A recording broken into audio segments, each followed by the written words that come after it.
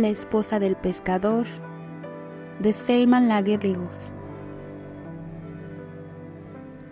En el borde exterior del pueblo pesquero se encontraba una pequeña cabaña en un montículo bajo arena blanca de mar.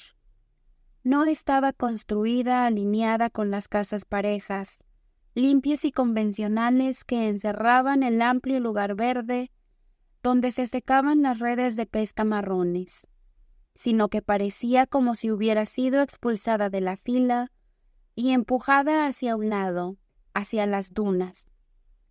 La pobre viuda que la había erigido había sido su propia constructora, y había hecho las paredes de su cabaña más bajas que las de todas las demás cabañas, y su empinado techo de paja más alto que cualquier otro techo en el pueblo pesquero. El piso estaba hundido en la tierra. La ventana no era ni alta ni ancha, pero aún así llegaba desde el alero hasta nivel en la tierra. No había espacio para una chimenea en la única habitación estrecha, y tuvo que añadir una pequeña proyección cuadrada. La cabaña no tenía, como las otras cabañas, su jardín cercado con arbustos de grosellas y enredaderas de campanillas y arbustos de sauco medio sofocados por bardanas. De toda la vegetación del pueblo pesquero, solo las bardanas habían seguido a la cabaña hasta la duna. Eran lo suficientemente finas en verano, con sus hojas frescas de verde oscuro y cestas espinosas llenas de brillantes flores rojas. Pero hacia el otoño, cuando las espinas se habían endurecido y las semillas habían madurado, descuidaban su aspecto, y se erguían horrendamente feas y secas con sus hojas rasgadas, envueltas en un melancólico sudario de telarañas polvorientas. La cabaña nunca tuvo más que 2 dueñas, pues no podía soportar ese pesado techo en sus paredes de cañas y arcilla por más de 2 generaciones. Pero mientras estuvo en pie, fue propiedad de pobres viudas. La segunda viuda que vivió ahí se deleitaba viendo las bardanas, especialmente en otoño cuando estaban secas y rotas. Le recordaban a quien había construido la cabaña. Ella también había sido arrugada y seca, y había tenido el poder de aferrarse y adherirse, y toda su fuerza se había usado para su hijo, a quien necesitaba ayudar en el mundo. Ella, que ahora estaba ahí sola, deseaba tanto llorar como reír ante ese pensamiento. Si la anciana no hubiera tenido una naturaleza pegajosa, ¿cómo habría sido todo diferente? Pero quién sabe si habría sido mejor. La mujer solitaria a menudo se sentaba meditando sobre el destino que la había llevado a este lugar en la costa de Skåne, al estrecho entrante y entre estas personas tranquilas, porque ella había nacido en un puerto marítimo noruego que se encontraba en una estrecha franja de tierra entre cataratas tumultuosas y el mar abierto. Y aunque sus recursos eran escasos después de la muerte de su padre, un comerciante que dejó a su familia en la pobreza, todavía estaba acostumbrada a la vida y al progreso. Solía contarse su historia una y otra vez, tal como a menudo se lee un libro oscuro para tratar de descubrir su significado. Lo primero digno de mención que le sucedió fue cuando una tarde, de regreso de la modista con quien trabajaba, fue atacada por 2 marineros y rescatada por un tercero. Este último luchó por ella arriesgando su vida y luego la acompañó a casa. Lo llevó a su madre y hermanas y les contó emocionada lo que había hecho. Era como si la vida hubiera adquirido un nuevo valor para ella, porque otro se había atrevido tanto a defenderla. Fue recibido de inmediato por su familia y se le pidió que volviera tan pronto y tan seguido como pudiera. Su nombre era Börje Nilsson y era marinero en el balandro sueco Albertina. Mientras el barco estuvo en el puerto, él iba casi todos los días a su casa, y pronto ya no podían creer que fuera solo un marinero común. Siempre lucía un cuello limpio y vuelto hacia abajo, y vestía un traje de marinero de tela fina, natural y sincero. Se mostraba entre ellos como si estuviera acostumbrado a moverse en la misma clase de ellos. Sin haberlo dicho nunca en palabras, daban la impresión de que era de una familia respetable, el único hijo de una viuda rica, pero que su amor invencible por la profesión de marinero lo había llevado a ocupar un lugar en la cubierta para que su madre viera que iba en serio. Cuando hubiera pasado su examen, ella seguramente le conseguiría su propio barco. La solitaria familia, que se había alejado de todos sus antiguos amigos, lo recibió sin la menor sospecha, y él describía con alegría y lengua fluida su hogar con su alto techo puntiagudo, la gran chimenea abierta en el comedor y los pequeños cristales plomizos.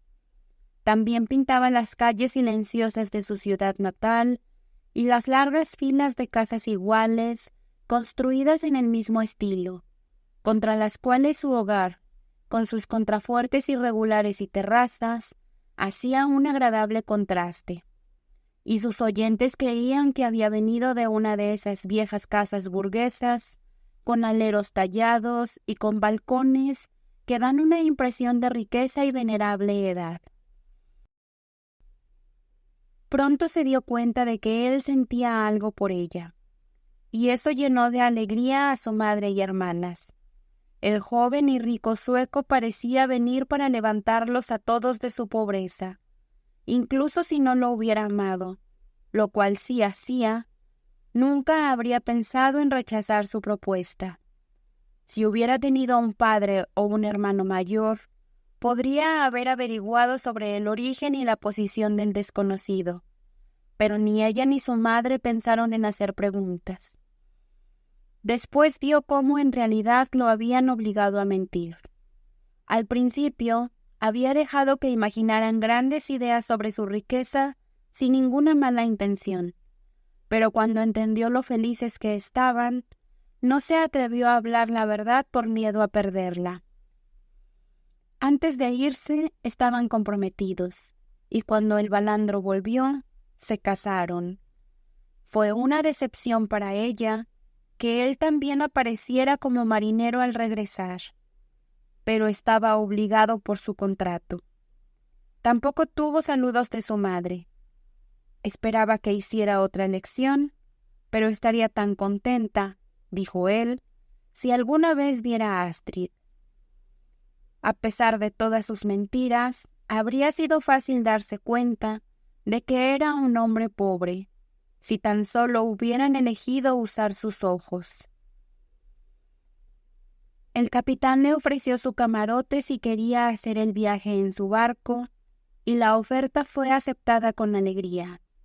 Borge estaba casi exento de todo trabajo y pasaba la mayor parte del tiempo en la cubierta, hablando con su esposa. Y ahora le daba la felicidad de la fantasía, tal como él mismo había vivido toda su vida. Cuanto más pensaba en esa pequeña casa que yacía medio enterrada en la arena, tanto más alto elevaba el palacio que le hubiera gustado ofrecerle. La dejaba en pensamientos deslizarse hacia un puerto adornado con banderas y flores en honor a la novia de Borge Nilsson. La dejaba escuchar el discurso de saludo del alcalde. La dejaba pasar bajo un arco triunfal, mientras los ojos de los hombres la seguían y las mujeres palidecían de envidia. Y la conducía a la majestuosa mansión, donde criados plateados, inclinándose, estaban alineados a lo largo de la amplia escalinata, y donde la mesa cargada para el festín gemía bajo la antigua plata de la familia. Cuando descubrió la verdad, supuso al principio que el capitán había estado en connivencia con Borge para engañarla, pero después descubrió que no era así. Estaban acostumbrados a bordo del barco a hablar de Borge como de un gran hombre. Era su mayor broma hablar muy en serio de sus riquezas y su distinguida familia. Pensaban que Borge le había dicho la verdad, pero que ella bromeaba con él, como todos lo hacían, cuando hablaba de su gran casa.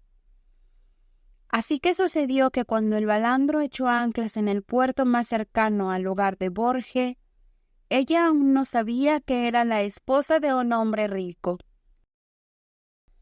Borge obtuvo un día de permiso para llevar a su esposa a su futuro hogar y comenzar su nueva vida. Cuando desembarcaron en el muelle, donde las banderas ondearían y las multitudes se regocijarían en honor a la pareja recién casada, ahí reinaba solo el vacío y la calma. Y Borge notó que su esposa miraba a su alrededor con cierta decepción. «Hemos llegado demasiado pronto», había dicho. «El viaje fue muy rápido en este buen tiempo, así que no tenemos ningún carruaje aquí tampoco, y tenemos mucho que recorrer porque la casa está fuera de la ciudad». «No importa, Borge», ella había respondido. «Nos hará bien caminar, después de haber estado tanto tiempo tan tranquilos a bordo». Y así comenzaron su caminata, esa caminata de horror, de la cual ella no podía pensar ni siquiera en su vejez, sin gemir de agonía y retorcerse en las manos de dolor. Caminaron por las amplias y vacías calles, que ella reconoció instantáneamente por su descripción. Se sintió como si se encontrara con viejos amigos, tanto en la oscura iglesia como en las casas uniformes de madera en ladrillo. Pero ¿dónde estaban los aleros tallados y los escalones de mármol con la barandilla alta? Borge había asentido como si hubiera adivinado sus pensamientos. «Todavía falta un largo trecho», había dicho. «Si tan solo hubiera sido misericordioso y hubiera matado de una vez su esperanza, lo amaba tanto entonces. Si él hubiera contado todo por su propia voluntad, nunca habría habido ningún resentimiento en su alma contra él. Pero cuando vio su dolor por ser engañada, y aún así siguió engañándola, eso la lastimó demasiado. Nunca lo perdonó realmente por eso. Por supuesto, ella podía decirse a sí misma que él quería llevarla consigo lo más lejos posible para que no pudiera escapar de él. Pero su engaño creó en ella un frío mortal que ningún amor podría derretir por completo. Atravesaron la ciudad y salieron a la llanura adyacente. Ahí se extendían varias filas de fosos oscuros y altos muros verdes, restos de cuando la ciudad estuvo fortificada, y en el punto en donde todos se reunían alrededor de un fuerte, vio algunos edificios antiguos y grandes torres redondas. Ella lanzó una mirada tímida hacia ellos, pero Borge se desvió hacia los montículos que seguían la costa. «Este es un camino más corto», dijo él, ya que ella parecía sorprendida de que solo hubiera un estrecho sendero que seguir. Él se volvió muy taciturno. Ella entendió después que no lo había encontrado tan alegre como había imaginado. Traer a casa a una esposa, a la miserable casita en el pueblo de pescadores. Ya no parecía tan magnífico traer a casa al hijo de otro hombre. Estaba ansioso por lo que ella haría cuando supiera la verdad. «Borge», dijo ella finalmente, después de seguir los inclinados y arenosos montículos por un largo rato. «¿A dónde vamos?» Él levantó la mano y señaló hacia el pueblo de pescadores, donde su madre vivía en la casa de la colina de arena. Pero ella creía que él se refería a una de las hermosas fincas campestres que se encontraban en el borde de la llanura, y se sintió nuevamente contenta. Bajaron a los vacíos pastizales de vacas, y ahí volvió toda su inquietud. Ahí, donde cada mata, si uno solo puede verla, está cubierta de belleza y variedad, ella solo veía un campo feo. y el viento, que siempre cambia ahí, pasaba silbando junto a ellos y susurraba de desgracia y traición. Borge caminaba más y más rápido, y finalmente llegaron al final del pasto y entraron al pueblo de pescadores. Ella, que al final no se había atrevido a hacer preguntas, cobró ánimo de nuevo. Aquí otra vez había una fila uniforme de casas, y ésta la reconoció aún mejor que la ciudad. Quizás no había mentido. Sus expectativas se redujeron tanto que habría estado encantada de detenerse en cualquiera de las ordenadas casitas, donde las flores y las cortinas blancas se veían detrás de relucientes vidrios de ventana. Le apenó tener que pasar por ellas. Entonces vio de repente, justo en el borde exterior del pueblo de pescadores, una de las chozas más miserables, y le pareció como si ya la hubiera visto con el ojo de la mente antes de verla realmente. «Es aquí», dijo él, y se detuvo justo al pie del pequeño montículo de arena. Inclinó la cabeza imperceptiblemente y continuó hacia la casita. «Espera», le llamó ella. «Debemos hablar antes de que entre en tu hogar. ¿Has mentido?», continuó amenazadoramente cuando él se volvió hacia ella. «Me has engañado peor que si fueras mi peor enemigo. ¿Por qué lo has hecho?». «Te quería como mi esposa», respondió él con voz baja y temblorosa. «Si solo me hubieras engañado dentro de ciertos límites, ¿por qué lo hiciste todo tan fino y tan rico? ¿Qué tenías que ver con los sirvientes y los arcos triunfales y toda la magnificencia? ¿Pensabas que estaba tan dedicada al dinero? ¿No viste que me importabas lo suficiente como para ir a cualquier parte contigo? ¿Que pudieras creer que necesitabas engañarme? ¿Que pudieras tener el corazón para mantener tus mentiras hasta el final? ¿No quieres entrar y hablar con mi madre?», dijo él, indefenso. «No tengo intención de entrar ahí». «¿Te vas a casa?». «¿Cómo puedo ir a casa? ¿Cómo podría causarles tanto dolor a los de allá en casa como para regresar, cuando me creen feliz y rica? Pero contigo tampoco me quedaré. Para aquel que esté dispuesto a trabajar siempre hay un medio de vida». «Detente», suplicó. «Lo hice solo para conquistarte. Si me hubieras dicho la verdad, me habría quedado. Si hubieras sido un hombre rico que se hizo pasar por pobre, entonces te habrías quedado». Ella encogió los hombros y se volvió para irse, cuando la puerta de la cabaña se abrió y salió la madre de Borge. Era una mujer pequeña y arrugada, con pocos dientes y muchas arrugas, pero no tan vieja en años o en sentimientos como en apariencia. Había escuchado una parte y adivinado otra, porque sabía por qué estaban peleando. «Bueno», dijo, «esa es una buena nuera la que me has traído, Borge, y has vuelto a engañar. Puedo oírlo». Pero a Astrid se acercó y la acarició amablemente en la mejilla.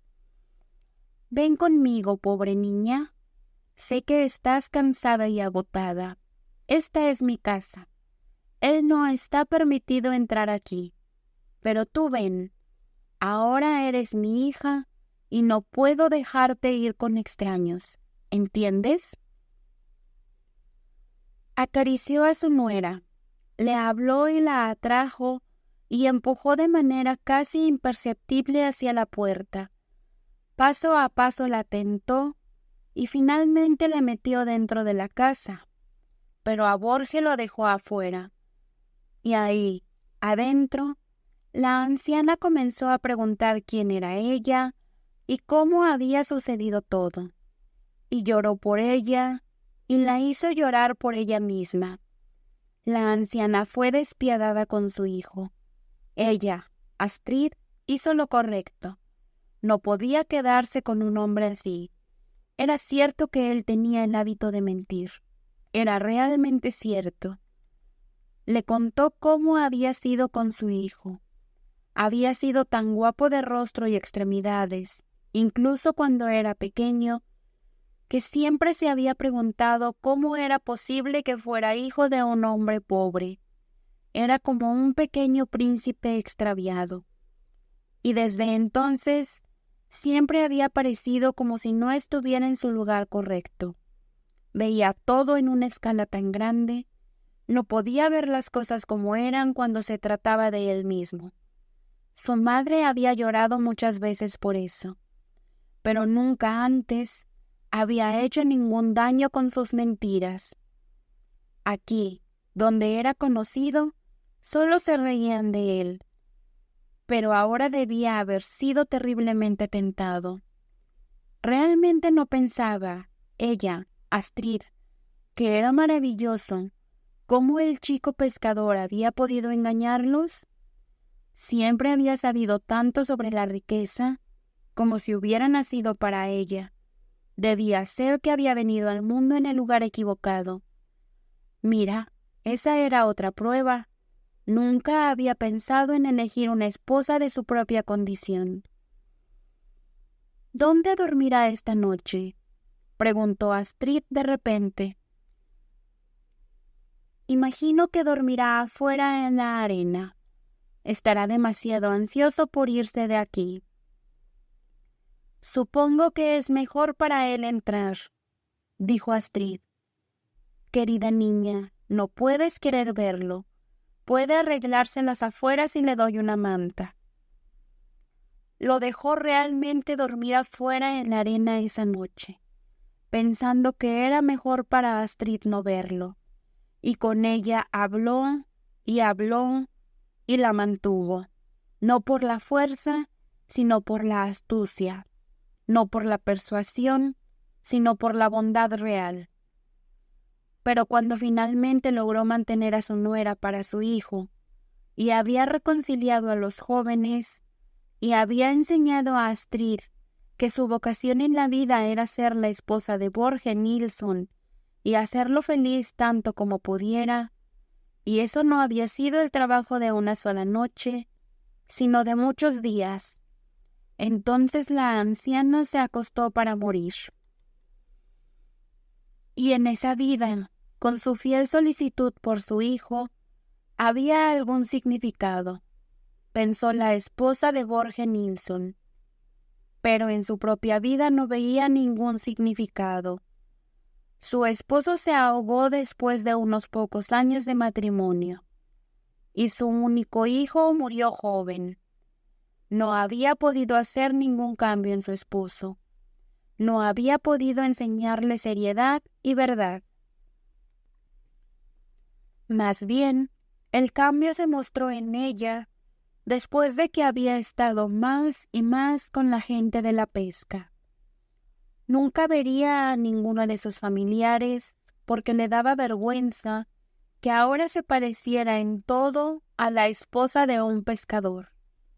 Si al menos hubiera servido de algo. Si ella, que vivía reparando las redes de los pescadores, supiera por qué se aferraba tanto a la vida, si hubiera hecho feliz a alguien o mejorado a alguien. Nunca se le ocurrió pensar que ella, que consideraba su vida un fracaso porque no había hecho ningún bien a los demás, quizás con ese pensamiento de humildad había salvado su propia alma.